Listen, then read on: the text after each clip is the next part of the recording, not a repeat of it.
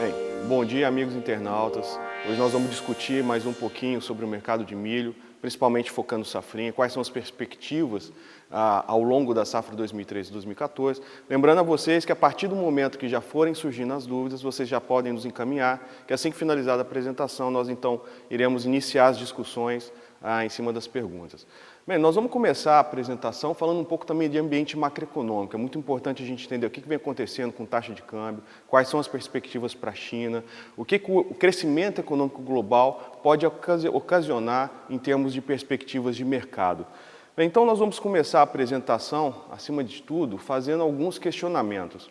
Nós vimos que nos últimos 3 anos a agricultura brasileira colheu excelentes resultados, nós estamos vendo safras após safras com o crescimento dos preços das commodities, principalmente do ponto de vista de grãos. É importante a gente entender que teve uma mescla do ponto de vista de oportunidade, a partir do momento que a demanda veio crescendo, principalmente pela Ásia Oriental, ou seja, representada pela figura da China, mas também nós tivemos choques de oferta, ou seja, tivemos problemas de safras ao redor do mundo que acabaram, nesse sentido, ocasionando, então, uma oportunidade para o Brasil ocupar uma parcela desse cenário em cima de países que apresentaram a quebra de produção. Mas nós vamos começar essa apresentação fazendo algumas provocações, porque o ambiente econômico vem mudando, há uma busca, obviamente, pela recuperação de oferta em função da alta dos preços, então, obviamente, nós precisamos nos planejar em relação a isso. Então, a primeira pergunta, o primeiro questionamento, a provocação, diz respeito se a desaceleração da China ela continuará ou se ela é apenas um ajuste de custo. Ou seja, nós vimos que nos últimos anos,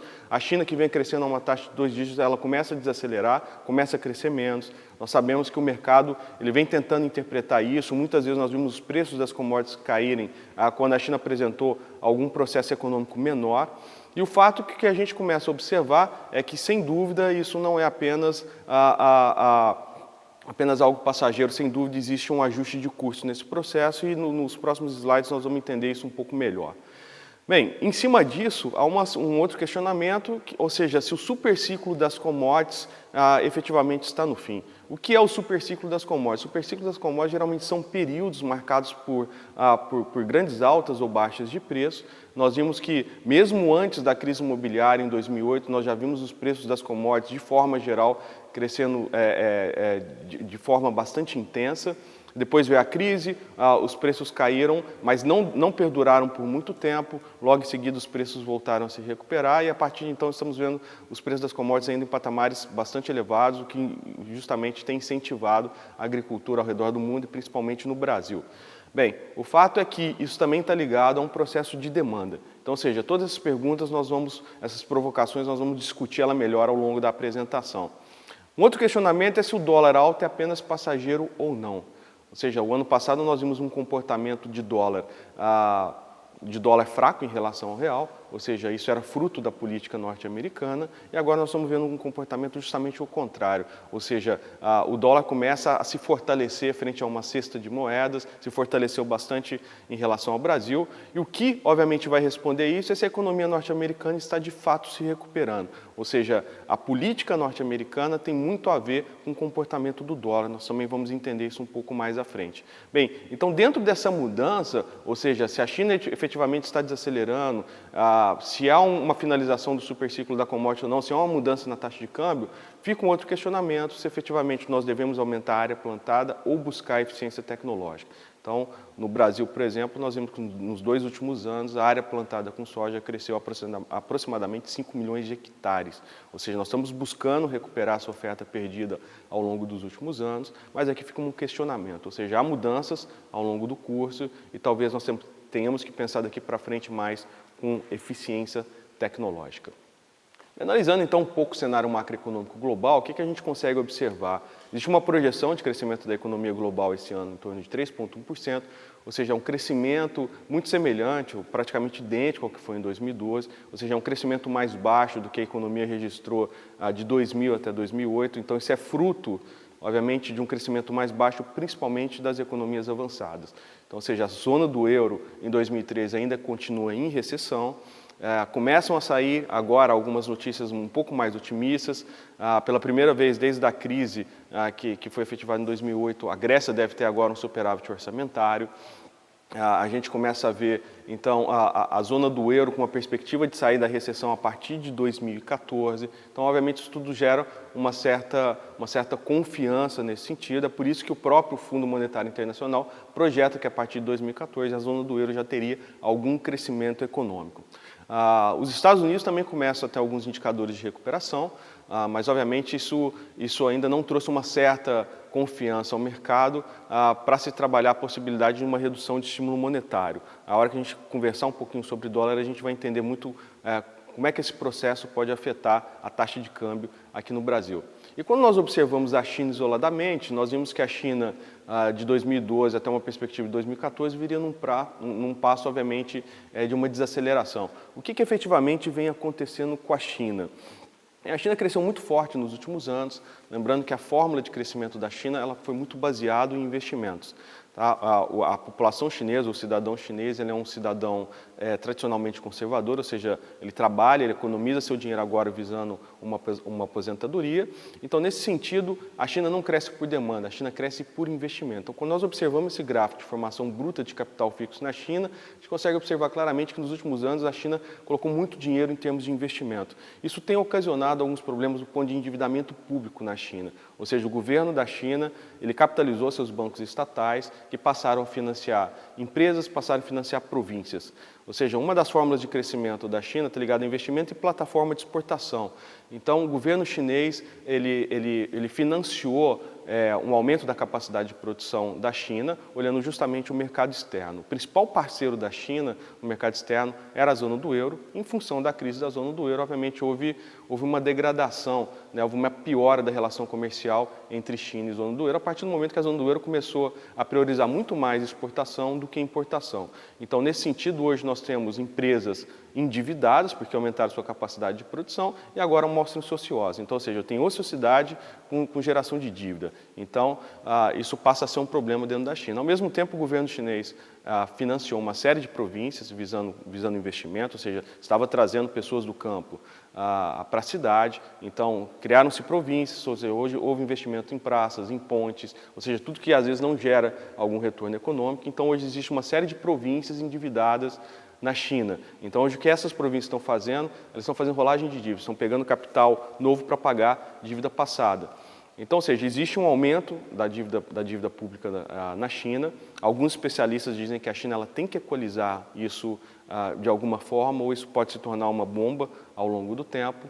Então, há duas formas de a China fazer isso. Ou ela faz um pouso forçado e passa a crescer menos, em torno de 3% a 4% ao ano, o que geraria um problema social, uma tensão social problemática. O governo chinês já sinalizou que não vai percorrer esse caminho e que, para crescer de forma sustentável, ele vai crescer menos ao longo dos próximos anos. Mas, quando a China cresce em torno de 6%, 7%, isso não tem ocasionado nenhum problema do ponto de vista de consumo de commodity. Nós vimos, por exemplo, esse ano que a China vem batendo recorde de importação. A soja, estamos importando 69 milhões de toneladas, a China, ou seja, um crescimento de 10 milhões de toneladas em relação ao que foi a safra passada. Então, a China ela ainda tem uma demanda bastante intensa.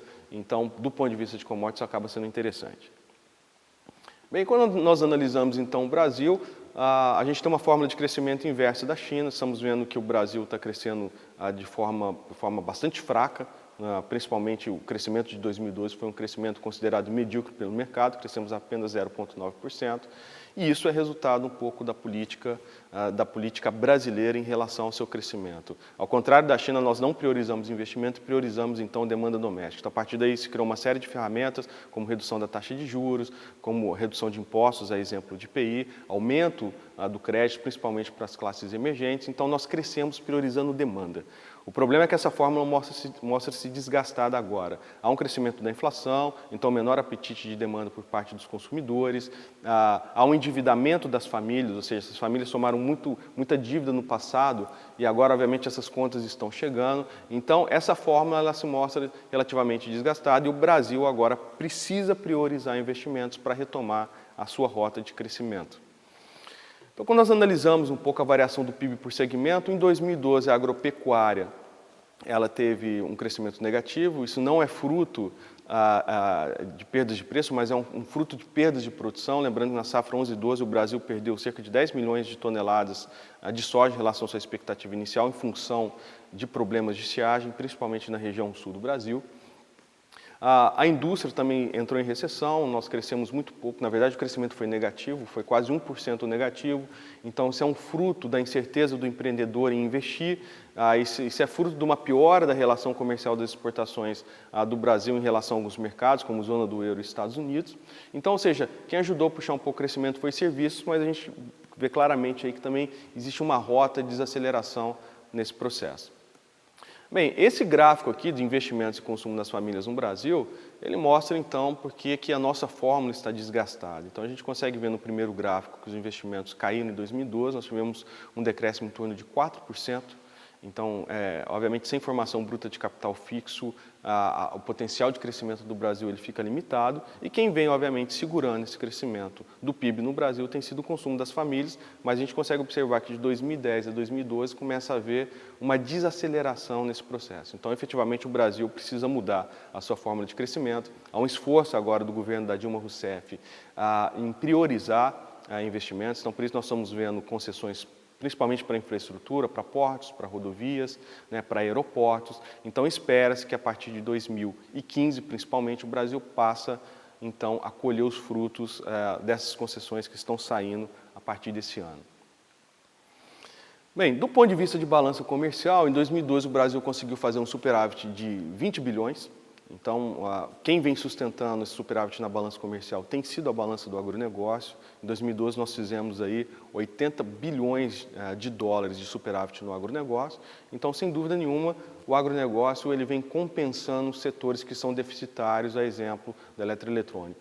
Então, sem dúvida nenhuma, o agronegócio ele tem uma participação muito forte em termos de crescimento da economia. Só para exemplificar a importância do agronegócio esse ano, nós tivemos um crescimento acima de 1% no segundo trimestre desse ano e quem puxou boa parte desse crescimento foi justamente a agropecuária, que cresceu 18%. Bem, esses dois gráficos aqui, eles explicam em parte o comportamento da taxa de câmbio no Brasil. Então é importante a gente lembrar que no ano passado nós tínhamos um real bastante valorizado em relação ao dólar. Foi por isso que, inclusive, o governo do Brasil tomou algumas medidas para se evitar uma sobrevalorização do real. Então, nós começamos a taxar principalmente capitais externos, ou seja, a taxar a entrada de dólares no Brasil. E lembrando que a cotação de dólar é uma relação de oferta e demanda, ou seja, se está sobrando dólar no Brasil, esse dólar vai valer pouco, ou seja, sua cotação vai cair. Se está faltando, obviamente, a cotação vai subir. Bem, enfim, quando a gente olha esse gráfico de transações em conta corrente, nada mais do que tudo que o Brasil negocia com o exterior, ou seja, em termos de produto, em termos de serviço, em termos de recebimento ou remessa de lucros. Então, nós estamos vendo aqui que, a partir de 2008, a gente começou a ter déficit em transação em conta corrente, ou seja, nós estamos comprando mais produtos e serviços e mandando mais remessas para o exterior do que efetivamente tendo essa rota inversa. Então, obviamente, tudo isso começa a piorar um pouco a nossa equação em relação à oferta e demanda de dólar. Até 2012, isso não era um problema, porque o investimento estrangeiro direto, ou seja, capital que entrava no Brasil na forma de produção, ou seja, para investimento produtivo, ele compensava o déficit em transação em conta corrente. O que nós passamos a observar esse ano é que a transação em conta corrente ela começa a superar o IED. Então, ou seja, há um problema na equação do dólar. É só isso que tem afetado a nossa taxa de câmbio? Não, não é só isso. Desde a crise imobiliária nos Estados Unidos em 2008, o governo norte-americano começou a fazer alguns estímulos monetários. Como? Ele começou a recomprar títulos no mercado, ou seja, ele começou a jogar dinheiro na economia, recomprando títulos a um volume mensal em torno de 85 bilhões de dólares. Esse ano nós já começamos a ver algumas melhoras em alguns indicadores econômicos dos Estados Unidos e a partir daí o Federal Reserve começou a sinalizar que ele poderia reduzir então os seus estímulos monetários, ele deixaria de recomprar esses títulos. E, em consequência disso, o que acabou acontecendo é que os juros de longo prazo dos Estados Unidos começaram a subir, os investidores então começaram a apostar na economia norte-americana, retirando capital de países emergentes e a partir daí o real, ou seja, na verdade o dólar começou a se valorizar perante uma cesta de moedas e houve uma valorização principalmente em países que têm déficit em transação em conta correntes elevados, exemplo de Brasil, exemplo de Índia. Como é que está o cenário agora? Se nós vimos um dólar chegando a 2,40, depois o dólar veio a 2,30, a partir daí o próprio governo começou a fazer leilão de swap cambial para tentar segurar um pouco o dólar e depois ele volta para os 2,20. Né? Federal Reserve sinalizou que ele não vai retirar os estímulos monetários de curto prazo, porque não está confiante em relação à recuperação da economia norte-americana. Então, o dólar ele voltou para casa dos 2,20. Ontem foi anunciado quem será o novo presidente do Federal Reserve, que era a vice-presidente na gestão do Ben Bernanke, que é a Janet Yellen, e ela é mais conservadora, ela é uma pessoa que defende os estímulos monetários. Então, existem especialistas no Brasil que acreditam que o dólar pode voltar a 2,10, mas que seria um movimento passageiro, ou seja, em seguida, a partir do momento que os Estados Unidos começassem a reduzir seus estímulos monetários, isso poderia ocasionar uma nova valorização do dólar perante uma cesta de moedas. Bem, esse ano o Brasil está colhendo ainda uma má performance, ou seja, nós temos déficit em conta corrente, que acumulado até agosto está somando 57,9 bilhões de dólares, ou seja, nós já estamos até agosto com déficit em conta corrente muito maior do que acumulado no ano passado inteiro. Nós estamos com déficit na balança comercial acumulado até agosto, ou seja, 5,4 bilhões de dólares, ante um superávit de quase 20 o ano passado. A taxa Selic não é mais 9, ontem o Banco Central, o Comitê de Política Monetária fez uma reunião, voltou a elevar a taxa básica de juros, é a quinta elevação consecutiva, foi para 9,5%, ou seja, isso é uma forma de tentar conter o aumento inflacionário no Brasil. O PIB em taxa anualizada está com crescimento até agosto de 1,9%, e o IPCA, ou seja, o indicador oficial da inflação, nos últimos 12 meses foi de 0,9%. Na verdade, ele caiu um pouco, ontem saiu também um indicador em relação à inflação em setembro, ela puxou um pouco, mas nos últimos 12 meses, pela primeira vez no ano, nós estamos com o IPCA abaixo de 6%. Ainda assim, está muito acima da meta governamental, que é uma inflação de 4,5%. Então, por isso que o mercado ainda trabalha com a possibilidade de uma continuidade do aperto monetário, ou seja, de que os juros possam continuar subindo. Então, quando nós olhamos quais são os principais indicadores e a perspectiva do que o mercado acredita para esses indicadores, o mercado trabalha com uma possibilidade de IPCA de 5,82% em 2013, a taxa de câmbio ao final do período seria de 2,30, ou seja, ainda há uma pressão sobre a cotação do dólar perante o real. A meta da taxa Selic ao final do período seria de 9,75, ou seja, ainda estaria acima dos 9,50% atuais. O PIB cresceria apenas 2,47%. A gente consegue observar que em 2014 o mercado, inclusive, aposta num PIB menor do que desse ano.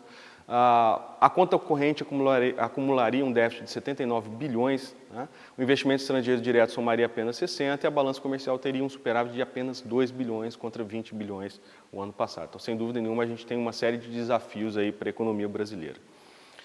Bem, e quando a gente começa a analisar o cenário econômico, claramente a gente viu que nós não estamos, principalmente para a economia brasileira, com uma perspectiva muito boa, mas quando nós analisamos o agronegócio especificamente, nós estamos vendo uma pujança no setor. Nós estamos vendo um setor em forte expansão, ou seja, um crescimento fortíssimo da área plantada, a volta dos investimentos em máquinas, em terras. Então, o que explica esse processo? O fato é que o ano passado nós tivemos um problema seríssimo de choque de oferta, ou seja, nós colhemos perdas de produção em diversas regiões do mundo. Então, esse processo começou na América do Sul, safra 11 e 12, uma estiagem muito forte que atingiu a região sul, que não pegou só o sul do Brasil, mas pegou a Argentina, pegou o Paraguai, e a partir daí nós tivemos uma perda de produção de quase 30 milhões de toneladas em soja. Então, a partir daí o mercado começou a focar uma recuperação, então, da safra norte-americana. Esperava-se que a safra norte-americana compensaria as perdas na América do Sul. Mas todo mundo conhece essa história, nós tivemos a pior estiagem dos últimos 50 anos nos Estados Unidos, então nós tivemos uma perda de produção altíssima no milho, uma perda de produção de 100 milhões de toneladas. Nós ainda estamos colhendo esse problema dessa perda de produção em relação a preços, ou seja, os preços no mercado internacional, de certa forma, continuam altos em função da perda de produtividade nos Estados Unidos. A soja nem chegou a ser tão afetada, mas acreditava-se que ela poderia ter sido mais afetada, isso acabou resultando em preços altos e todo mundo conhece como essa história foi finalizada. Bem, não foi só o continente americano que teve perda de produção, logo em seguida a gente começou a ver perdas de produção na Rússia, perdas de produção na Ucrânia, perdas de produção na Europa. Então, tudo isso levou a uma queda do nível de estoque de grãos e, consequentemente, a preços mais altos de commodities agrícolas. Então, quando nós analisamos os dias de estoque de grãos, o que isso representa? Representa quantos dias a demanda pode ser atendida olhando o nível atual de estoque. Então, a gente vê que em 2012, 2013, a gente teve uma perda fortíssima do ponto de vista de estoque. Então, isso é fruto de choque de oferta e, ao mesmo tempo, de um consumo crescendo acima da taxa de produção. E, ao mesmo tempo, o trade global de grãos cresceu de forma bastante significativa, olhando nos últimos 20 anos, saltamos de 243 milhões de toneladas indo para 441 milhões de toneladas, ou seja, o comércio exterior de grãos cresceu de forma bastante significativa. Isso tem aberto espaço para o Brasil, que cada vez mais vem crescendo em exportação de grãos. Então, onde as importações mais cresceram nos últimos 10 anos foi principalmente ali na Ásia Oriental, ou seja, cresceu mais de 60 milhões de toneladas. Então, a China tem sido, sem dúvida nenhuma, o grande foco dos mercados de commodities agrícolas. Então, por isso nós precisamos ter muita atenção em relação ao desenvolvimento econômico da China, porque ela tem representado muito no nosso esforço de comércio externo. Bem, analisando especificamente a condição de estoques nos Estados Unidos, para a safra 2013-2014, espera-se que o dias de estoque de milho ele volte à sua média histórica, ou seja, de 59 dias. É importante a gente lembrar que, apesar da expectativa de uma safra recorde nos Estados Unidos, as exportações norte-americanas não deverão apresentar o mesmo desempenho. Daqui a pouco nós vamos mostrar um gráfico especificando isso claramente. Já os dias de estoque de soja nos Estados Unidos, eles continuam abaixo de sua média histórica, mas quando a gente analisa globalmente, nós não temos problema de estoque global com milho, mas temos... Aliás, nós não temos problema de estoque global com soja, ou seja, há um excesso hoje de produção de soja em função do crescimento da produção na América do Sul. Agora, em compensação, no caso de milho, nós estamos com os estoques globais abaixo da média histórica, mesmo diante de uma recuperação da safra norte-americana, analisando a campanha agrícola 2013-2014. Bem, especificamente esse ano, o clima nos Estados Unidos mostra-se bem melhor do que no mesmo período do ano passado. Então, quando a gente analisa esse último mapinha, a gente não conseguiu atualizar os mapas mais recentes, porque em função do impasse fiscal entre democratas e republicanos nos Estados Unidos, ou seja, há um limite para se atingir o teto da dívida pública nos Estados Unidos, o governo norte-americano teve que cortar uma série de agências governamentais. Só para você ter ideia, entre um ambiente de 2 milhões de trabalhadores nos Estados Unidos públicos, 800 mil estão em férias forçadas, então uma série de informações do USDA deixaram de ser vinculadas. Então, por essa razão, esses não são os mapas mais recentes, mas são os mapas atualmente acessíveis. Então, a gente consegue observar que até 24 de setembro de 2013, se a gente observar ali a região principalmente do meio oeste, fazendo uma comparação ali, pegando Indiana, Illinois, Iowa, Nebraska, Kansas, etc., nós estamos com um clima muito melhor do que no mesmo período do ano passado. Mas é importante a gente lembrar que quando nós analisamos o mapa desse ano em relação a 2 meses atrás, a gente vê claramente que também houve uma intensificação da seca. Agora, diferentemente do ano passado, quando a seca pegou principalmente o milho no estágio mais crítico, esse ano a seca foi a soja no estado mais crítico. Então, estamos tendo perdas de produção de soja nos Estados Unidos, mas não no caso do milho. No milho, efetivamente, nós devemos ter uma colheita recorde nos Estados Unidos. Então, falando agora especificamente para milho, focando um pouco safrinha, quais são os destaques que nós temos? Uma expectativa de queda na área plantada para a safra de verão 2013-2014, ou seja, os altos preços da soja estão incentivando os produtores brasileiros a investirem muito mais na oleaginosa do que no milho, então devemos ter a menor área plantada com milho desde que se tem estatística histórica aqui no Brasil. O governo brasileiro volta a atuar no mercado em função do tamanho da segunda safra. A meta é retirar cerca de 10 milhões de toneladas de milho, já tiramos cerca de 7,5. Então, a desvalorização da taxa de câmbio aliada a uma ajuda governamental e em estoque baixo nos Estados Unidos, o Brasil, esse ano, até o acumulado desse ano, já está com uma exportação recorde. As condições das lavouras de milho nos Estados Unidos apresentam-se melhores frente ao mesmo período do ano passado. Então, sem dúvida, se confirma uma estimativa de safra recorde para a campanha agrícola 2013-2014. E os preços seguem em queda no mercado internacional, mas no Brasil a taxa de câmbio está compensando em parte essas perdas dos preços internacionais. Bem, então, quando nós analisamos especificamente os estoques de milho no mundo, nós vemos que para 2013-2014 os dias de estoque deverão ficar abaixo da média dos últimos 20 anos. Então, isso tem aberto, sem dúvida nenhuma, um espaço para o Brasil em termos de mercado internacional. Existe uma demanda forte ainda, né? E, obviamente, os Estados Unidos não vão conseguir exportar o seu volume necessário pela necessidade de recomposição do nível de estoque, mesmo diante de uma safra recorde. Isso tem sido, obviamente, uma oportunidade que o Brasil passa a colher. Está colhendo desde o ano passado e deve continuar colhendo isso para o próximo ano. Bem, o trade global de milho está saltando de praticamente 60 milhões de toneladas desde a safra 93-94, indo para 102 milhões, quase 113 milhões de toneladas, safra 13-14. Houve nesse período um crescimento de 40 milhões de toneladas. Chama atenção para esse mapinha aí as importações esperadas para a China. Ou seja, a China deve importar 7 milhões de toneladas de milho. Lembrando que até pouco tempo atrás a China era uma exportadora, então mostra o seu crescimento econômico, mostra a sua pujança econômica que tem puxado, obviamente, o consumo de grãos, e a China, obviamente, começa a se destacar dentro desse cenário internacional como uma das principais importadoras de milho. Bem, e analisando especificamente o cenário da produção de milho nos Estados Unidos cultivaram esse ano cerca de 36 milhões de hectares de milho, ou seja, é a maior área plantada dos últimos 40 anos. Espera-se que os Estados Unidos colham uma safra aí de quase 352 milhões de toneladas, ou seja, a maior safra da sua história, mas quando nós analisamos a capacidade de exportação de milho dos Estados Unidos, essa capacidade está menor. Por quê? Porque os Estados Unidos precisam recompor seus estoques. Os estoques do ano passado ficaram muito baixos, porque os Estados Unidos teve uma perda de 100 milhões de toneladas e, obviamente, isso compromete a sua capacidade de exportação. Então, na média histórica dos últimos 10 anos, os Estados Unidos exportaram, em média, 16% da sua produção. 13, 14, ele deve exportar em torno de 9%.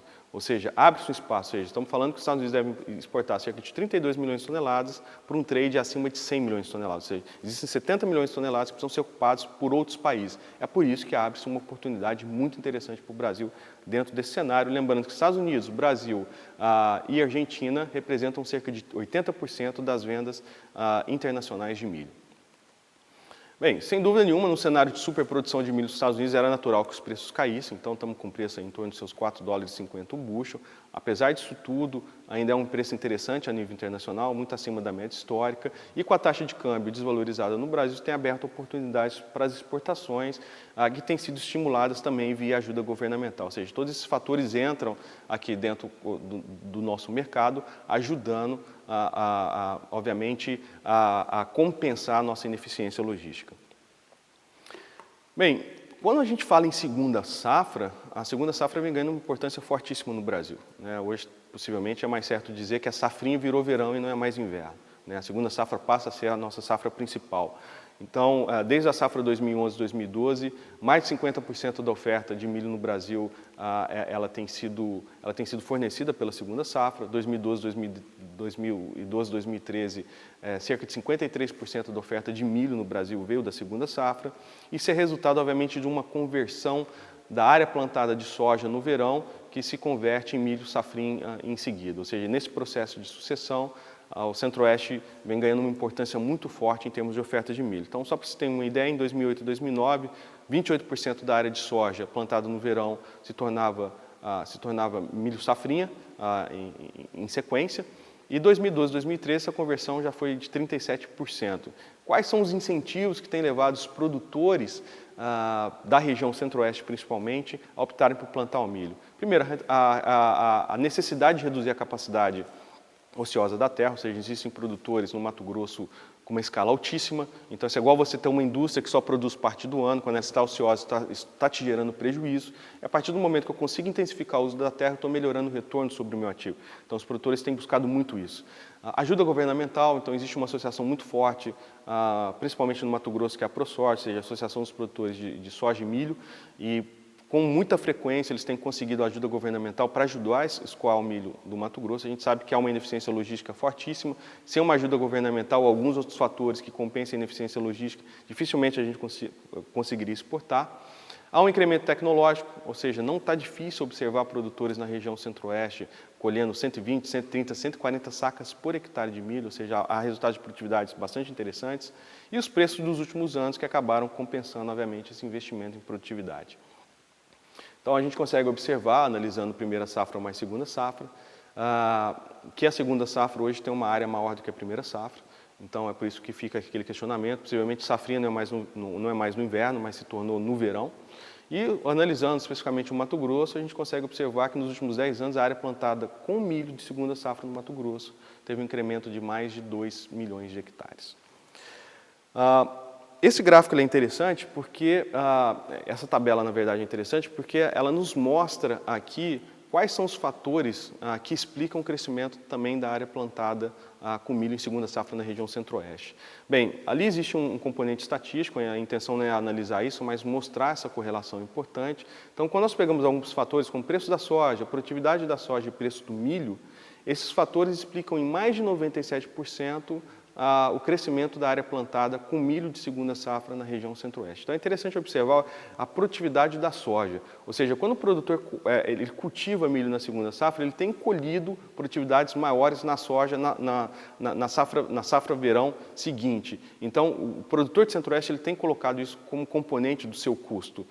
Então, ele não olha isoladamente apenas a sua rentabilidade no milho, mas ele olha o incremento que ele tem tido na produtividade da soja quando ele planta milho em segunda safra. Então, é interessante notar que esses três fatores, preço da soja, produtividade da soja e preço do milho, explicam em mais de 97% o crescimento do milho na segunda safra na região centro-oeste do Brasil. Exportações brasileiras de milho estão muito fortes esse ano, então se a gente analisar de janeiro até agosto, nós exportamos 12,2 milhões de toneladas, já tem um número extraoficial do governo, na realidade nós já exportamos 15,7 milhões de toneladas de milho até setembro, ante 9 milhões de toneladas de milho no mesmo período do ano passado. Então, ou seja, as exportações estão muito fortes.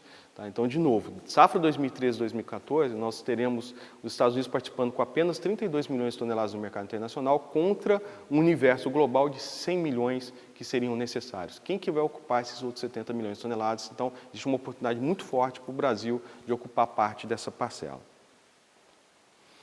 Bem, os preços do milho no Brasil, nós conseguimos observar que houve uma queda de preços, o que era esperado em função de uma recomposição de oferta, mas em função do alto volume escoado de milho para o Brasil esse ano, ou seja, uma taxa de câmbio desvalorizada, ajuda governamental, uma necessidade de se ter um outro ofertante de milho que não os Estados Unidos, isso começou a gerar uma certa sustentação dos preços. Então, nós vimos uma pressão negativa, depois esses preços começaram a se sustentar, e em algumas regiões chegamos até a ver crescimento de preço, a exemplo de Goiás.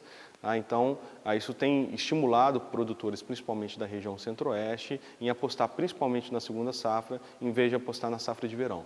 Há um esforço governamental hoje em levar o preço do milho, principalmente no Mato Grosso, ao seu patamar de preço mínimo, e, obviamente, a preço mínimo, o produtor de centro-oeste, em função do seu nível de produtividade, ele apostaria na segunda safra. Bem, e quando tem sido, obviamente, os momentos de oportunidade para a comercialização do milho? Então, o que nós estamos fazendo um histórico dos últimos 10 anos em relação a esse comportamento. Então, a gente consegue observar, olhando ali primeiro semestre contra segundo semestre, que a gente passa a ter uma pressão de oferta no segundo semestre hoje. Ou seja, o preço do segundo semestre está valendo menos do que o preço no primeiro semestre. Por que isso está acontecendo? Porque hoje a oferta na segunda safra é maior do que na primeira safra. Então, isso tem gerado, obviamente, uma janela de entre-safra diferente. A janela de entre-safra no Brasil passou a ser entre janeiro e fevereiro. Quem consegue, obviamente, capturar essa oportunidade? Ou o produtor que fez um plantio de milho bastante precoce e vai começar a colher a partir de janeiro, ou um produtor que está cultivando safrinha. Ele vai conseguir, obviamente, obter essa janela de entre-safra e participar desse mercado. Existe um segundo pico de preço também, que tem sido ali a partir de final de setembro e novembro, final de outubro e novembro, que é geralmente quando tem entrada a ajuda governamental e tem levado os preços a um nível maior. Mas lembrando que os momentos de melhores de preços mais altos têm sido principalmente entre janeiro e fevereiro, olhando uma média dos últimos 10 anos. Bem, essa tabelinha é uma tabela bastante importante, porque quando nós trabalhamos num cenário de crescimento de oferta, de recomposição das ofertas globais, obviamente o produtor começa a se questionar, bem, os preços já não estão tão interessantes quanto nós tivemos no passado. Que estratégia que eu devo adotar? A primeira estratégia que o produtor geralmente busca adotar, porque nós estamos trabalhando com commodities, nós temos que falar do ponto de vista de liderança e custo, ele pensa, obviamente, na redução do seu custo de produção. A estratégia correta, mas o meio da ferramenta utilizada é errado. Geralmente o produtor trabalha com o conceito de reduzir o custo por hectare. O fato correto é que ele tem que começar a pensar na redução do custo por unidade produzida, ou por saca produzida. Essa tabela retrata muito bem isso.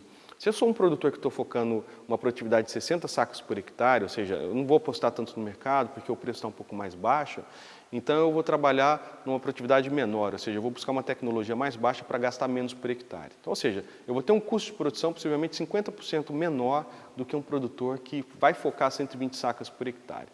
Então, vamos trabalhar um cenário. A R$ 16,00 o preço da saca do milho, o produtor que está colhendo 60 sacas por hectare, ele teria uma rentabilidade negativa de R$ 140,00 por hectare. Ou seja, ele praticamente rasgou dinheiro, ele literalmente rasgou dinheiro. Era melhor ele nem ter cultivado para se colher 60 sacas, a um preço de 16. Em compensação, um produtor que focou 120 sacas por hectare, mesmo ele tendo 50% de um custo mais alto que em relação a um produtor de 60 sacos por hectare, ele teve uma rentabilidade positiva de R$ 470 por hectare. Ou seja, o produtor de R$ 60 para colher R$ 470 por hectare, que é o que estaria colhendo de rentabilidade do produtor de 120, ele precisaria vender o seu milho a R$ 26. Então, ou seja, o produtor de 120, mesmo ele tendo um custo por hectare 50% maior, ele aumenta a sua rentabilidade em 3 vezes em relação ao produtor de 60. Bem, o que nós queremos dizer com isso? Que a redução de custo de produção ela tem que ser focada buscando-se tecnologia, buscando-se produtividade. Não se olha custo de produção, não se olha a redução do custo de produção focando por hectare. Nós temos que buscar a redução por saca produzida. E por saca produzida isso só vai acontecer através do foco em produtividade. Então, a principal estratégia que nós observamos aqui para frente, principalmente para milho, é que busquem, obviamente, investimento em tecnologia. Foquem em produtividade para se ter competitividade no mercado. Bem, no ponto de vista de oferta e demanda de milho no Brasil, nós estamos esperando uma safra de cerca de 79 milhões de toneladas para 13 e 14, ou seja, seria uma nova safra recorde. Isso obviamente vai depender de clima, mas os produtores, principalmente do Centro-Oeste, estão focando bastante essa perspectiva de crescimento diário, no mínimo de estabilidade diária. E, obviamente, nós vamos precisar dessa continuidade da ajuda governamental. Eu acredito que o mercado vai ter que, o governo vai ter que ter uma interferência nesse mercado, mas lembrando que é uma oportunidade interessante. Então, eu acho que aí fica um questionamento, ou seja, num trading global de 100 milhões de toneladas, os Estados Unidos vão participar com apenas 30. Então, ou seja, há um espaço de praticamente 70 milhões de toneladas a serem divididas entre outros mercados. O Brasil tem uma grande competitividade do ponto de vista de oferta, o nosso calcanhar de Aquiles continua sendo um problema de infraestrutura. Então, a partir daí, o governo tem que nos ajudar a escoar essa produção e eu acredito que o mercado vai trabalhar nesse sentido, ou seja, as associações estão buscando isso, o governo está sinalizando que essa ajuda ela possivelmente permaneceria. Então, esse ano, a ajuda governamental começou com um foco de 3 milhões de toneladas, viu-se que a safra era muito maior e o foco partiu para 10 milhões de toneladas. Quais são os 3 pilares que nós estamos trabalhando, focando em termos de estratégia para a safra 2013-2014? O primeiro pilar é buscar eficiência tecnológica, ou seja, buscar produtividade. Nós mostramos claramente naquela tabela que um produtor de 120 sacos por hectare ele consegue colher uma rentabilidade muito maior do que um produtor de 70. Ou seja, é por isso que o produtor lá no Mato Grosso, de 120, 130, chegamos a ver em alguns ensaios produtores colhendo 147, 148 sacas por hectare. Esse cara aguenta um preço de milho relativamente baixo, né? E, de novo, ele faz aquela conta que ele ganha com produtividade na soja na safra seguinte. Fazer uma gestão do risco de investimento, ou seja, diversificação de culturas para evitar o efeito manada. Estamos vendo o mundo correndo atrás de soja. Existe um espaço no mercado internacional de milho.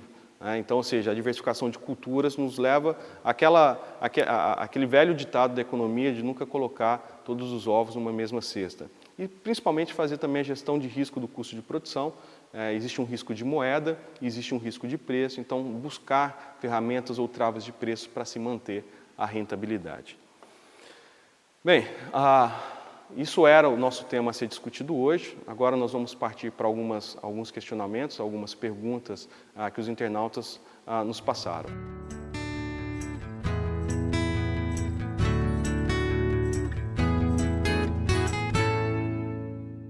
Kleber Figueira, ele está fazendo um questionamento bastante interessante. Sou engenheiro agrônomo e gostaria de saber qual a estratégia que a Pioneer está traçando para que os produtores se sintam estimulados a plantar milho safrinha, pois os baixos preços pagos estão inviabilizando a cultura. Kleber, eu acho que aquele slide que nós estamos mostrando produtividade, isso mostra muito claramente qual que é a estratégia. Então, novamente, eu tenho que buscar estratégia através de ganhos de produtividade. Então, nós acreditamos que é um erro, a partir do momento que a gente vê preços mais baixos, se reduzir custo por hectare. Então, eu tenho que buscar produtividade, porque essa produtividade ela pode me compensar. Então, só para lembrar aquele exemplo, ou seja, um produtor de 120 sacas por hectare, ele aguenta R$10 de queda em relação, R$10 de queda de preço em relação a um produtor de 60, que esse não aguenta queda de preço. Então, é a partir do ganho de produtividade que eu acho que essa é a estratégia para se ganhar competitividade no mercado. Carlos Alberto faz a seguinte pergunta: você acredita que, diante da atual situação da economia global, a China irá reduzir suas importações por commodities agrícolas? Carlos, o que nós estamos vendo é que, apesar de toda a desaceleração que a China vem sofrendo, inclusive muitas vezes o mercado precificou baixo o preço de algumas commodities em função dessa desaceleração, na prática não é isso que nós estamos vendo. A China continua crescendo fortemente em termos de importação, esse ano vai bater novamente um recorde de importação, principalmente de soja. Então, o que a gente acredita é que crescimentos acima de 6% ainda geram um forte crescimento na importação da China. A exemplo, a China tem como meta agora o governo chinês de tirar ainda nos próximos 10 anos cerca de 300 milhões de pessoas do campo e levar para a cidade. Cada pessoa que sai do campo e vai para a cidade consome praticamente 20 quilos a mais de carne por ano.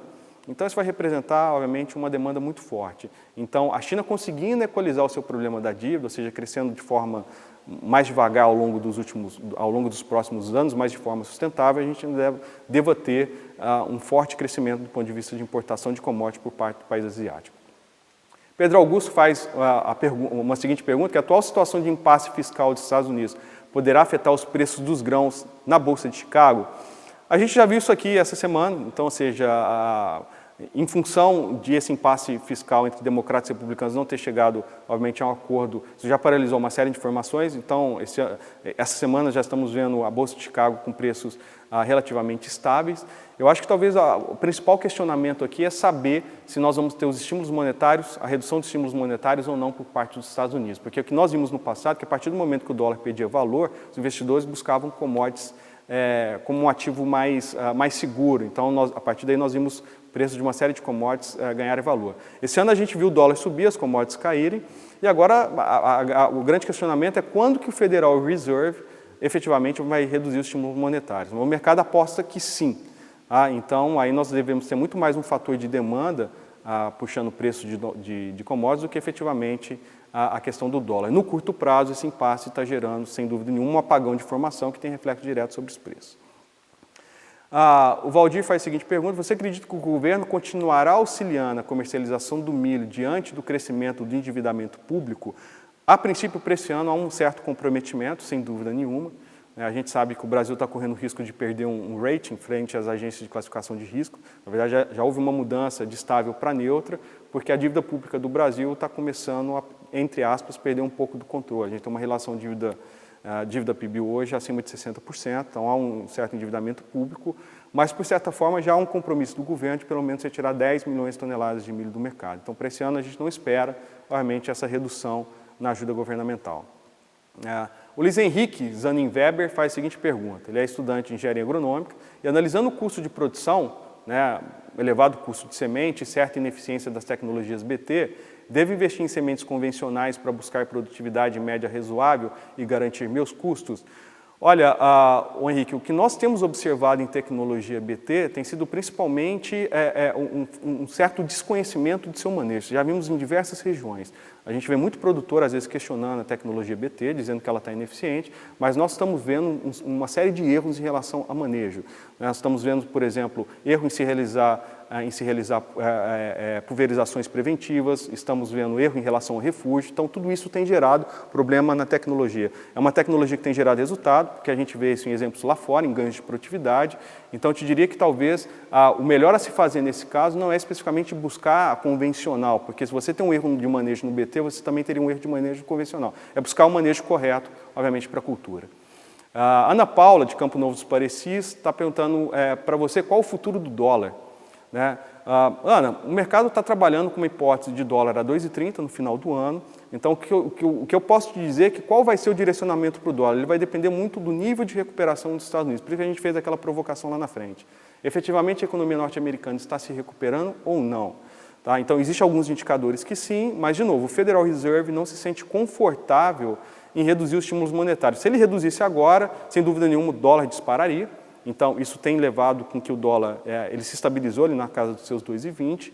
Então, espera-se, por exemplo, que a atual presidente do Federal Reserve, que vai tomar posse agora recentemente, acredito que ela seja mais conservadora, então que ela vai postergar um pouco esses estímulos monetários. Então, a expectativa é de que o que o mercado trabalha é um dólar de 2,30 ao final do ano. Mas para o próximo ano espera-se uma puxada do dólar. O Luiz Renato faz o seguinte questionamento: o milho pode vir abaixo dos 4 dólares por bushel? Com a alta da produção americana, ou a demanda por etanol vai compensar? Lucianato, o que nós estamos observando, obviamente, dentro do mercado, é, apesar da forte recuperação da safra nos Estados Unidos esperado, os Estados Unidos não vão conseguir exportar o volume necessário. Então, há um crescimento da demanda global por milho, haverá uma pressão pelo milho norte-americano, mas, em compensação, o governo norte-americano, os produtores, o mercado norte-americano, ele está buscando recompor estoque. Então, em razão disso, os Estados Unidos não vão conseguir exportar o volume necessário. Então, em consequência disso, a gente acredita que como o preço do milho, como os estoques do milho a nível global estão abaixo da sua média histórica, eu não acredito que o preço do milho possa vir a $4 por bushel, a não ser por uma razão econômica, como uma desaceleração mais forte da China, ou por algum outro percalço, mas do ponto de vista de demanda, eu não acredito que ele chegaria abaixo dos $4 por bushel. O Daniel Brito, de Rio Verde, faz o seguinte questionamento: como você vê o real impacto do incentivo da utilização de indústria de etanol de milho no Mato Grosso e se tem futuro e fará diferença? Olha, Daniel, nós estamos vendo isso com bons olhos, né? Nós acreditamos que a produção de etanol à base de milho na região centro-oeste passa a ser uma alternativa ao escoamento do milho. A partir do momento que os nossos investimentos em infraestrutura para retirar o milho do centro-oeste e levar aos principais portos, ele tem custado caro e a gente não tem rotas alternativas, então a produção de milho, a produção de etanol à base de milho, ele surge como uma alternativa excelente. Então, existe uma série de projetos de indústria flex, existem projetos específicos para se produzir etanol só à base de milho, então nós acreditamos que a oferta hoje é suficiente, então hoje o Mato Grosso produz mais de 20 milhões de toneladas para um consumo de 3. Então, sem dúvida nenhuma, a indústria de etanol seria muito bem-vinda e nós acreditamos que há espaço para isso na região centro-oeste. O Roberto Rivelli faz a seguinte pergunta: alternativas regionais como o uso de adubos orgânicos pode ser interessante para o aumento de produtividade? Olha, Roberto, eu acredito que hoje nós temos tecnologias, sem dúvida nenhuma, muito mais avançadas do que as chamadas tecnologias orgânicas. Tá? Então, nós acreditamos que quando, por exemplo, se trabalha em solos de cerrado, que é onde vem crescendo a produção de segunda safra, apenas a adubação orgânica não resolveria o problema. Tá? Então, se você está pensando isso como uma forma de redução de custo de produção, nós voltamos a ressaltar que você tem que buscar tecnologia de ponta, sem dúvida nenhuma, para buscar ganhos de produtividade. A Alice Killis está fazendo a seguinte pergunta: que preço você acredita que o mercado futuro vai abrir para o milho no MT? Olha, Alice, é uma pergunta bastante interessante e isso vai depender ainda de alguns cenários que precisam ser desdobrados. O primeiro é saber qual vai ser o impacto da produção da colheita norte-americana em relação às exportações. Então, a partir do momento em que os Estados Unidos não conseguem compensar as suas exportações em virtude de uma necessidade de recomposição de estoque, o Brasil surge como um player importante dentro desse cenário. Precisamos entender como o governo vai atuar em termos de ajuda.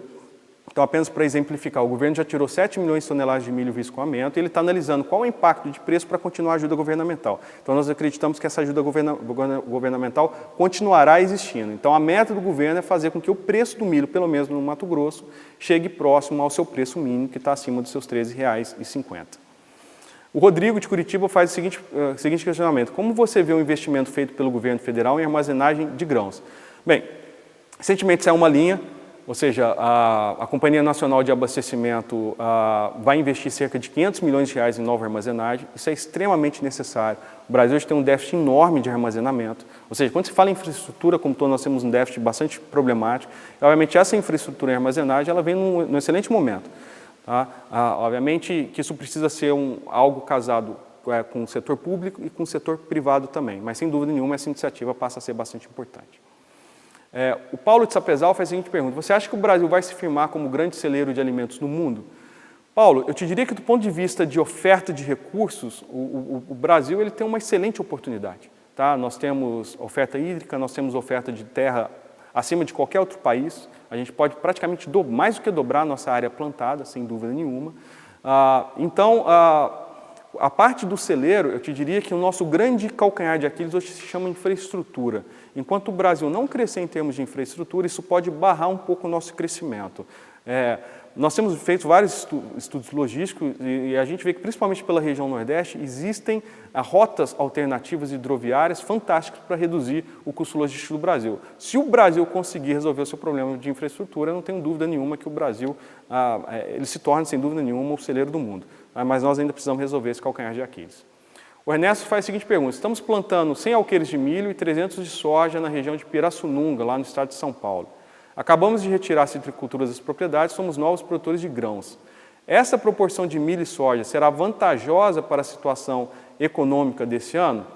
Olha, Ernesto, quando a gente pensa em termos de cultura, o que é importante a gente observar não é apenas a proporção de uma entre outra nesse caso. A gente tem que fazer uma combinação em termos também de ganhos de produtividade. Então, você está saindo da citricultura, indo para grãos.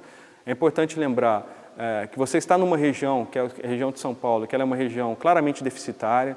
Então, há uma redução hoje na área plantada de verão no estado de São Paulo, uma região que consome bastante, então, ou seja, existe espaço para oportunidade. A soja apresenta um cenário bastante interessante, mas é importante você também já pensar numa comercialização antecipada, olhando o momento atual de preço, eu acho que isso é extremamente importante. Então, você está indo para uma região que você tem um alto consumo de milho e você está produzindo a soja que ela tem alta liquidez.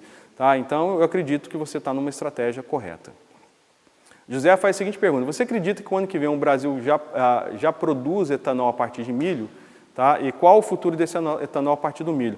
José, já existem sim projetos, já existem indústrias flex que já vão fazer o consumo de milho na entre-safra da cana. Então, a partir do próximo ano, sem dúvida nenhuma, já vamos ter esse consumo. O impacto do ano que vem ainda vai ser pequeno, mas já existe uma série de projetos para sair do papel e eu acredito que, em função do problema da nossa infraestrutura logística, de escoar o milho da região centro-oeste, o etanol vai ser uma solução excelente. O Gini faz a seguinte pergunta: qual seria a previsão final de exportação de milho pelo Brasil em 2013? Esse volume se sustentaria para 2014? Gini, nós temos dois cenários para exportação.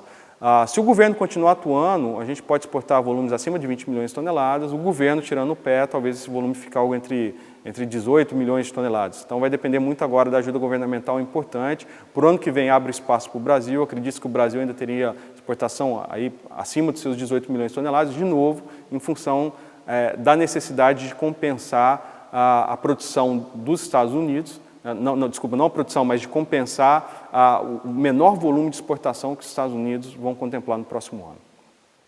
Paulo Castro está questionando o seguinte: como você vê a produção de milho aumentando em países como a Ucrânia em relação ao cenário brasileiro?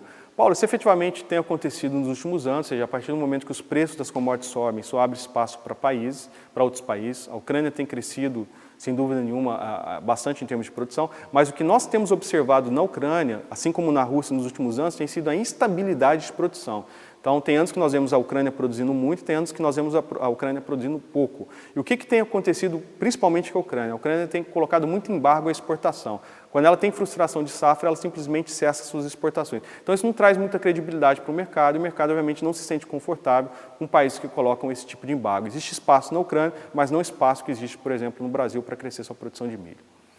O João Pedro de Passo Fundo faz o seguinte questionamento: a safrinha torna-se cada vez mais importante e valorizada pelos produtores. Como você vê esse movimento? João, a gente vê um movimento natural pela necessidade de escala. Então, ou seja, o produtor, de novo, do centro-oeste, ele está cada vez mais crescendo em escala e ele não pode ser refém estritamente da soja. Né? Então, ou seja, ele vê o milho como uma necessidade de melhorar o retorno sobre o seu ativo. O único problema dentro desse cenário é que nós estamos produzindo onde não há consumo. Mas, obviamente, que o mercado se ajusta. Então, ano após ano, nós estamos vendo uma série de indústrias indo para a região centro-oeste para ficar mais perto, obviamente, da produção de grãos. Então, o que nós vamos ver a partir desse cenário é que as indústrias de carnes ou indústrias consumidoras, exemplo agora de etanol no centro-oeste, é que a região do centro-oeste vai virar uma grande consumidora de grãos. O Vinícius, de Nova Santa Rosa, faz a seguinte pergunta: qual a tendência do preço do milho para novembro? Teremos uma alta até esse período? Chega aos R$20? Vinícius, você está falando ali do Paraná, né? Estou acreditando aqui. Bem, isso vai depender de novo de alguns fatores. O fato é que, principalmente, vou falar um pouco regionalmente. Na região sul existe hoje um déficit de produção. Tá? Existe, obviamente, vai existir uma queda na área plantada na safra de verão. Então, nas regiões sul a gente vê um fortalecimento no preço, enquanto na região centro-oeste a gente precisa mais da ajuda governamental. Então, como nós temos, obviamente, um custo logístico muito alto de levar esse milho do centro-oeste até a região sul, não é difícil com que esses preços, depende da região que você está dizendo, ele possa chegar a R$20 em determinados locais da região sul. No centro-oeste existe uma necessidade de ele chegar ao preço mínimo, então isso vai depender da ajuda governamental, não são todas as regiões que vão alcançar esse preço, Mas o que a gente volta a destacar é que muitas vezes o produtor na região centro-oeste ele não está vendo apenas o preço do milho isolado, ele vê quanto que ele tem ganhado de produtividade na soja que tem compensado a produção de milho. Bem, a última pergunta, o Luiz Henrique Zanin faz um outro questionamento. Na sua opinião, os preços para a venda do milho, segundo a safra 2014, serão bons preços ou preços desfavoráveis? Luiz Henrique, claramente o que nós estamos vendo agora é que haverá um novo crescimento da segunda safra de milho para o próximo ano, tá? Para o segundo semestre, obviamente, de 2014. Então, aí nós estamos de novo, por isso que a gente mostrou aquele gráfico, onde que estão as oportunidades de comercialização. O que que nós estamos vendo claramente em alguns anos, é importante a gente ressaltar isso. Vamos lembrar de 2010. 2010 nós tínhamos um cenário altíssimo de produção de milho, então a partir daí houve uma ajuda governamental, o governo entrou e nós exportamos, na verdade nós tivemos o PEP para cerca de 11 milhões de toneladas de milho. Então o Brasil, a partir daí, ele fez uma exportação, exportou até mais do que deveria, os preços se recuperaram. Chegou 2011, a gente conseguiu exportar milho naturalmente pelo mercado, até porque nós tínhamos escassez de oferta, o preço do milho no mercado internacional alto, então o Brasil continuou colhendo bons frutos. 2012 já era um cenário onde os preços do milho, tradicionalmente, eles iriam retroceder. Não retrocederam em função da perda de produção nos Estados Unidos e a partir desse momento o Brasil continuou com os preços bastante elevados e voltou a incentivar a produção de milho na segunda safra. O que nós estamos vendo especificamente para esse ano? A princípio era para o preço estar mais baixo também, então tivemos ajuda governamental, uma taxa de câmbio desvalorizada e preços do milho no mercado internacional indo para patamares elevados. Então a partir daí o preço do milho pelo menos começou a se firmar, principalmente nas regiões consumidoras. 2014 é muito provável que o Brasil continue exportando um volume interessante, a safra de verão coloca menos pressão sobre o preço, mas obviamente a gente teria um estoque interessante em função do crescimento da segunda safra. Então nós vamos precisar, sem dúvida nenhuma, de uma ajuda governamental. Eu acredito que a ProSoja já está perseguindo essa ajuda governamental porque o governo fez seu dever de casa, que fez a questão logística. Então, para quem produzir segunda safra, pense naquela curva de oportunidade de comercialização que tem sido naqueles períodos entre safra, janeiro e fevereiro.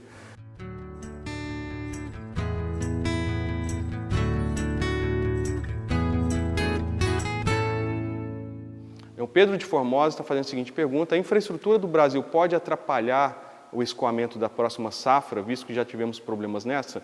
Olha, Pedro, sem dúvida nenhuma isso é um problema, né? Nós já vimos que nesse ano nós tivemos problemas seríssimos no Porto de Paranaguá, tivemos problemas seríssimos no Porto de Santos, né? O Brasil ele ainda peca para a infraestrutura, nós temos canais hidroviários fantásticos olhando a região norte, nós não temos hidrovia hoje sendo focada pelo PAC. Então, enquanto a infraestrutura, obviamente, ela não ganhar robustez, nós ainda teremos problema no escoamento da produção. Isso é uma preocupação nossa, pode ser um limite ao crescimento da nossa produção. Felizmente, parece que o governo abriu os olhos, ele entendeu que precisa focar em investimento em infraestrutura se o Brasil quiser crescer de forma sustentável nos próximos anos, mas não é nada que a gente vai colher no curto prazo. Espera-se que a gente começará a colher crescimento econômico a partir de 2015. O Carlos Eduardo de Itapurá faz o seguinte questionamento: se o volume de exportação de milho dos Estados Unidos será menor, quais países têm chance de ocupar essa parcela? Olha, Carlos, é justamente o que eu disse durante a apresentação. Hoje nós temos 80% do mercado em 3 países, que é Estados Unidos, Brasil e Argentina. Os outros 20% ali está dividido em países como Ucrânia, em países como África do Sul, mas boa parte desse mercado está em torno desses 3 países. Então, o Brasil tem uma oportunidade fantástica de ocupar uma parcela interessante nesse mercado, até pela qualidade do milho brasileiro, mas, de novo, que peca um pouco a nossa infraestrutura logística, é por isso que nós precisamos da ajuda governamental. A Ucrânia ela vem crescendo em produção nos últimos anos, mas ela tem um crescimento bastante instável, né, em função de clima. E não é raro a gente observar a Ucrânia colocando embargo para exportação, então isso não causa certa credibilidade no mercado, isso causa, na verdade, uma desconfiança e por isso o mercado buscaria muito mais o milho da América do Sul. Fabrício de Goiânia faz a seguinte pergunta: o dólar pode voltar a se valorizar no próximo ano? Olha, Fabrício, pode. Tá? Se o governo, na verdade, dos Estados Unidos, ou Federal Reserve, reduzir os estímulos monetários, o dólar voltaria a se valorizar, sem dúvida nenhuma. O que nós estamos entendendo é que, no curto prazo, esses estímulos monetários não vão ser retirados. O mercado acredita que a nova presidente do Federal Reserve, a Janet Yellen, ela é mais conservadora do que o Ben Bernanke, então, possivelmente, haveria uma postergação desses estímulos monetários. Mas, se os Estados Unidos retirar, então, sem dúvida nenhuma, o dólar voltaria a se valorizar. O Guilherme faz o seguinte questionamento: Você acha que o maior gargalo, qual o maior gargalo que você acha que há na produção brasileira de grãos? Guilherme, eu acho que nós não temos um gargalo do ponto de vista de produção, nós temos principalmente um gargalo do ponto de vista de infraestrutura logística. Eu te digo que hoje em regiões de fronteira, por exemplo, a gente consegue construir solos, em função da tecnologia de fertilidade que nós temos hoje. Nós temos hoje híbridos, no caso de milho, extremamente competitivos. Então, nós temos produtores com nível tão tecnificado quanto um produtor norte-americano. Eu te diria que talvez hoje o nosso principal problema ele está principalmente ligado à questão de infraestrutura, que muitas vezes isso pode limitar o nosso crescimento em função da ineficiência que nós temos para escoar a produções recorde que nós estamos colhendo ano após ano. O Antônio Carlos faz a seguinte pergunta: qual a previsão em percentual de perda de produção de soja nos Estados Unidos na safra 2013-2014? Antônio, a primeira estimativa da safra norte-americana era de uma colheita de 93 milhões de toneladas. Depois o USDA reduziu para 88 e a última redução veio para 85. Existem algumas consultorias no mercado norte-americano que trabalham com uma produção em torno de 86 milhões de toneladas. Sairia amanhã um novo relatório de oferta e demanda de milho nos Estados Unidos. Importante a gente observar que houve uma melhora das condições da safra norte-americana, mas esse relatório não será divulgado em função da paralisação das agências governamentais dos Estados Unidos, em função do impasse fiscal entre republicanos e democratas. Então, infelizmente, nós não teremos essa informação amanhã. Mas a última estimativa do USDA aponta uma produção em torno de 85 milhões de toneladas. O João faz a seguinte pergunta: o Brasil pode vir a se tornar o principal exportador mundial de grãos? Ô João, eu te diria que nós temos potencial para isso, mas, como diz o mineiro, nós ainda temos que comer muito feijão para chegar nesse patamar. Tá? Então, quando nós falamos em produção, só para te exemplificar, os Estados Unidos hoje têm uma produção de grãos acima de 550 milhões de toneladas, enquanto nós estamos indo para uma produção de 190. Então, ou seja, a gente ainda precisa crescer muito em termos de produção, em termos de infraestrutura, mas do potencial de crescimento de área, não há dúvida que o Brasil tem recursos naturais fortíssimos para isso. Eu não duvido que haverá uma pressão global para que o Brasil cresça nesse sentido, não tenho dúvida nenhuma. Então, a tendência natural é que o Brasil cada vez cresça mais em exportação, mas nós ainda vamos demorar alguns anos para atingir o nível dos Estados Unidos. O Jean Veronês faz a seguinte pergunta: por que os produtores no Mato Grosso, região da BR-163, têm postergado a decisão pelo milho safrinha e focado em soja 2014 e 2015? Jean, na verdade, o produtor ele sempre toma a sua decisão de investimento quase de última hora, ou seja, ele toma aquela decisão olhando principalmente os preços momentaneamente. Então, nós vimos que soja animou bastante os produtores em função da decisão atual.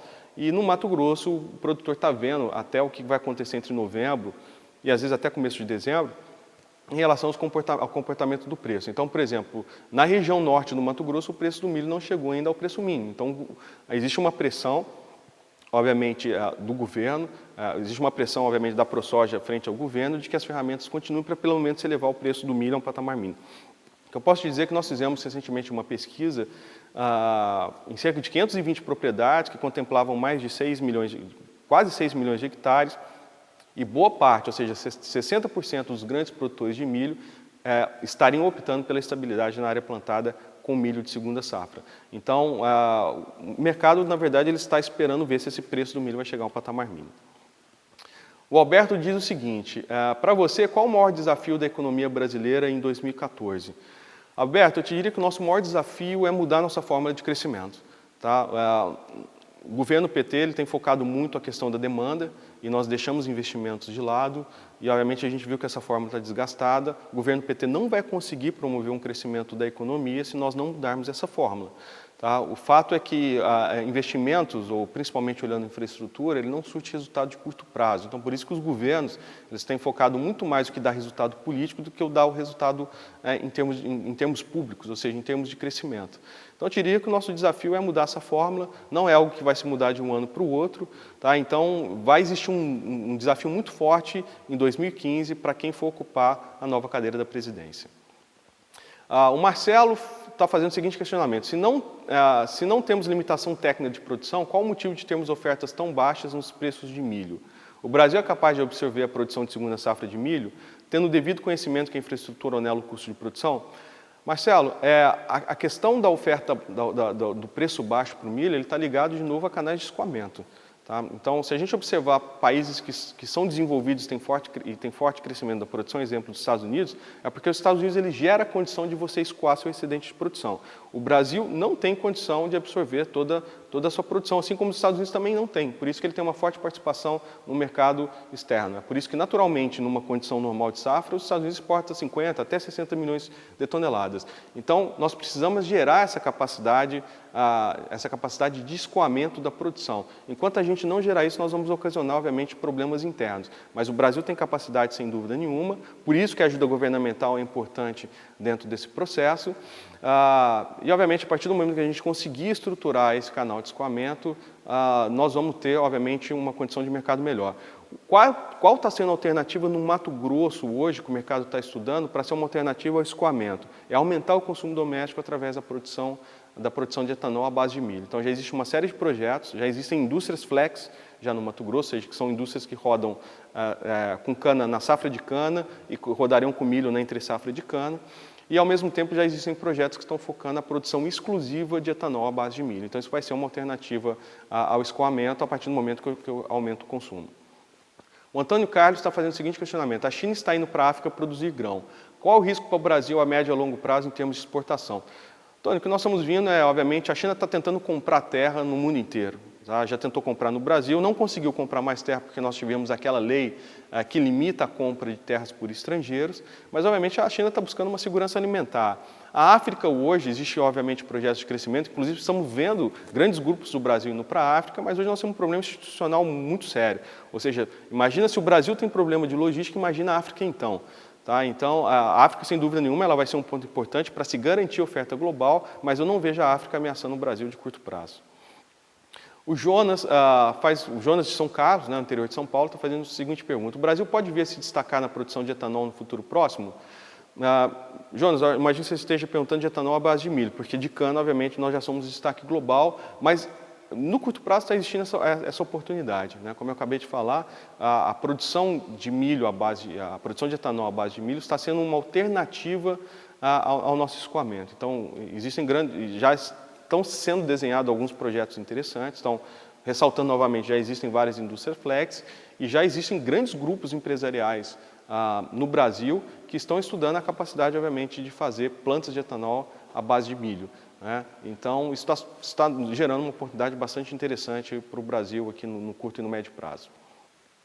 O André Alarroz está fazendo a seguinte pergunta. Pelo histórico de preços durante os meses do ano, você acredita que os preços do milho começarão a aumentar a partir do mês de novembro?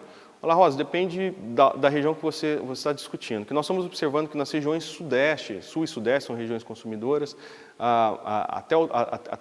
até agosto houve uma sustentação de preço, setembro os preços recuaram levemente, mas o que tem acontecido é que com a exportação do Brasil, esses preços, obviamente, eles deixaram de sofrer pressão negativa. Para a região do centro-oeste, isso vai depender, obviamente, da velocidade do escoamento da produção. Se a gente conseguir escoar a um volume interessante, há uma tendência, obviamente, de recuperação de preço. Então, a ajuda governamental ela vai ser crucial para definir o rumo dos preços a partir de novembro. O Rosenval está fazendo a seguinte pergunta. Nossas exportações de milho irão superar 2012? Como será a reação de preço saca na colheita do verão? Uma pergunta bastante interessante pelo seguinte. Existe um questionamento no mercado de como se comportariam as exportações a partir do momento que os Estados Unidos entrariam agora no mercado. Né? Ou seja, eles já começaram a colher sua safra, mas mesmo assim, em agosto e setembro, nós vimos um volume muito forte de exportação. Entre agosto e novembro, nós exportamos mais de 3,5 milhões de toneladas de milho. Então, ou seja, o mundo está demandando milho, os Estados Unidos têm problema de oferta, então isso tem ajudado, obviamente, o Brasil nessa corrida ao mercado internacional. Existe espaço para o crescimento, sem dúvida nenhuma, das exportações, mas existem alguns especialistas, principalmente por parte da Conab, que questionam se a gente vai conseguir, obviamente, ter competitividade de exportação a partir do momento que o mercado norte-americano entrar. Então, a gente pode ver algum esfriamento de curto prazo, mas em função da demanda internacional e da necessidade dos Estados Unidos de recompor estoque, o Brasil, sem dúvida nenhuma, vai ter que ocupar essa parcela. Não tem outros grandes players com a capacidade de oferta do Brasil para atender o mercado no curto prazo. André, você acredita que a área de milho na safrinha 2014 aumente, se mantenha ou diminui em relação à safrinha 2012 e 2013? André, o que nós estamos observando é que, analisando todos aqueles fatores em relação ao incentivo da região centro-oeste, nós estamos vendo pelo menos os grandes grupos, a gente tem um universo de em torno de 80%, ou seja, 60% ali deve manter a área, outros 20% deve aumentar. Tá? Então, desculpa, outros 20%, outros 25% devem aumentar. A gente só tem uma parcela de 15% dos produtores que nos indicaram uma possibilidade de redução na área plantada. Como os preços em algumas regiões, principalmente do Centro-Oeste, eles começam a se sustentar em função do escoamento da produção, sem dúvida nenhuma, há uma possibilidade, obviamente, de crescimento da segunda safra. Então, nós estamos observando os produtores aumentando a área de soja no verão e para justamente apostar na safrinha. Como o produtor está vindo de anos capitalizados, principalmente o produtor de soja, eu acredito que ele vai apostar na segunda safra. O que nós estamos vendo é que alguns produtores estão com a tendência de reduzir tecnologia, o que a gente acha um erro.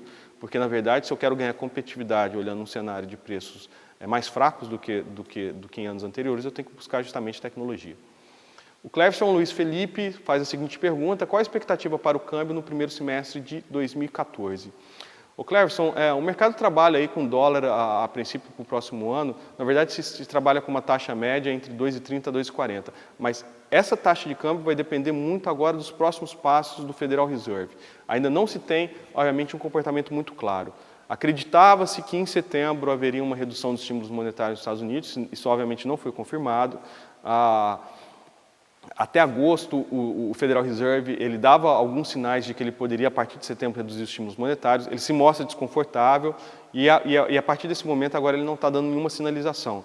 Então, o comportamento do dólar vai depender se o Fed, o Federal Reserve, vai reduzir ou não os estímulos monetários.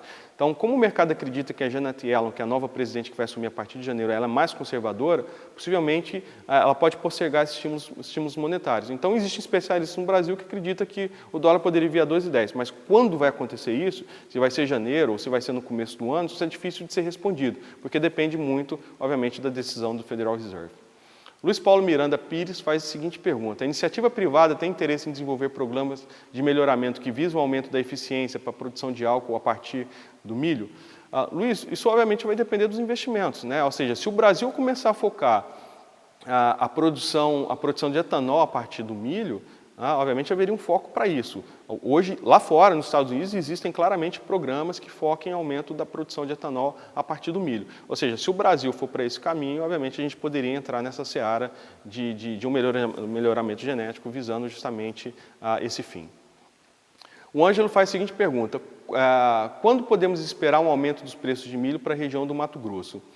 Ângelo, nós somos muito dependentes ainda, de novo, da ajuda governamental. Qual que é o grande problema do Brasil? Se chama infraestrutura. Esse é o nosso calcanhar de Aquiles. O Brasil não consegue, por condições naturais de mercado, exportar milho. Ou seja, nós precisamos que aconteçam alguns fatores. Eu preciso ou ter taxa de câmbio desvalorizada, ou ajuda governamental, eu preciso ter um alto preço em Chicago. Ou seja, ou ter uma conjunção desses fatores. O que está acontecendo com o Brasil? Hoje nós temos uma taxa de câmbio desvalorizada, então isso é um ponto positivo para o Brasil, e nós estamos tendo ajuda governamental. Então, nesse sentido, o Brasil está conseguindo escoar a sua produção. O que está acontecendo esse ano é que a produção na região centro-oeste ela cresceu muito em relação à nossa capacidade de consumo. Então, só para exemplificar, o Mato Grosso produz mais de 20 milhões de toneladas de milho e consome 3. Então, boa parte disso tem que sair via exportação. Então, nós estamos dependendo da ajuda governamental para reduzir a pressão que há sobre os preços do milho, principalmente na região centro-oeste. A infraestrutura está pecando nesse ponto, inclusive a capacidade de armazenagem. A partir do momento que o produtor de milho não tem condição, obviamente, de segurar sua produção porque não tem hoje armazém, ele busca se livrar o mais rápido daquilo. E, obviamente, isso acaba ocasionando pressão negativa de preço. Então, o nosso grande problema hoje em relação ao preço tem se chamado infraestrutura. O Roger Lucas Aguilar faz o seguinte questionamento: qual mudança do mercado teria que ocorrer para o mercado safrinha 14-14 no Mato Grosso trabalhar na faixa de 14 ou 16? Roger, é o crescimento das exportações, sem dúvida nenhuma. Ou seja, se a gente continuar tendo crescimento das exportações daqui para frente, esse mercado naturalmente ele vai se fortalecer. Tá? Então, nós estamos sempre caindo no problema da infraestrutura. É por isso que a gente defende muito que nós teríamos que ter rotas alternativas de escoamento. Nós temos hidrovias fantásticas, como o Araguaia-Tocantins, como o Tapajós, também Telespires-Tapajós, o próprio Rio Madeira, são todas condições que nos dariam a possibilidade de escoar o milho facilmente pelos portos do norte, melhorar a capacidade de preço na região do Mato Grosso. Então, o grande problema de preço no Brasil, efetivamente, tem sido a infraestrutura. E, para finalizar, a última pergunta, o Odacir faz o seguinte questionamento: Ao que você atribui a relevância que a segunda safra vem tomando nos últimos anos? Olha, Dacir, isso tem sido uma série de conjunções, então por isso que a gente destacou, ou seja, a forte escala, principalmente na região centro-oeste, tem feito com que o produtor busque, obviamente, o retorno sobre ativo, ou seja, ele tem uma grande escala de terra que ele precisa melhorar o retorno sobre ativo, então ele tem que manter aquela terra produtiva. Então, obviamente, isso tem gerado uma busca por culturas alternativas à soja, então o milho surge naturalmente como a principal alternativa nesse sentido. Nós temos o incremento tecnológico, então nós estamos vendo os produtores na região centro-oeste cada vez colhendo mais produtividade por hectare, e como os preços permitiram uma rentabilidade interessante, nós vimos muito produtor ganhar dinheiro na segunda safra. Tá? Agora, em contrapartida, o produtor do centro-oeste ele aumenta uma pressão sobre os preços, né? Ou seja, ele gera uma pressão negativa a partir do momento que a safrinha cresce, no momento de decisão de plantio da safra de verão. Então, isso desestimula o produtor da região sul. Em compensação, a partir do momento que aquele produtor da região sul reduz sua área, o produtor do centro-oeste ele abocanha essa parcela que está sendo deixada de ser cultivada. Então, só para você ter uma ideia, a cada 1 hectare que cai da área de milho na safra de verão, nós temos um crescimento de 2,4 hectares na região centro-oeste. Então, a ajuda governamental, a necessidade de ganho de escala e o incremento tecnológico tem feito com que a safrinha ganhe importância frente à safra de verão. Bem, muito obrigado pela participação de todos vocês.